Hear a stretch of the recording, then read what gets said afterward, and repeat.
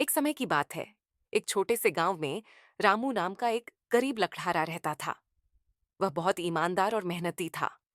हर दिन वह जंगल में जाता, लकड़ियां काटता और उन्हें बाजार में बेचकर अपने परिवार का पालन पोषण करता।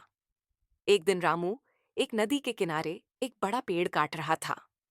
अचानक कुल्हाड़ी उसके हाथ से फिसलकर नदी में गिर गई। नदी बहुत गहरी थी और रामू को तैरना नहीं आता था। वो बहुत दुखी हो गया और रोने लगा। रामू की रोने की आवाज सुनकर नदी में से एक सुंदर परी प्रकट हुई। उसने पूछा, लकड़हारे, तुम क्यों रो रहे हो? रामू ने सिर झुकाकर कहा, माँ, मेरी कुल्हाड़ी नदी में गिर गई है।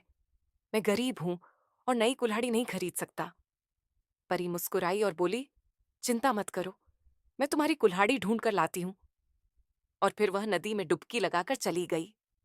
कुछ ही देर में परी पानी से बाहर आई। उसके हाथ में एक सोने की कुल्हाड़ी थी। उसने रामू से पूछा, क्या यह तुम्हारी कुल्हाड़ी है? रामू ने सिर हिलाकर कहा, नहीं मां, मेरी कुल्हाड़ी लोहे की थी। परी फिर से नदी में डूबी और इस बार चांदी की कुल्हाड़ी लेकर आई। उसने फिर पूछा, क्या यह तुम्हारी है?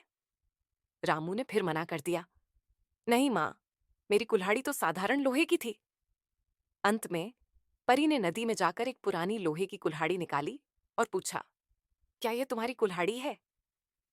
रामू खुशी से बोला, हाँ, यही मेरी कुल्हाड़ी है। परी रामू की ईमानदारी से बहुत प्रसन्न हुई।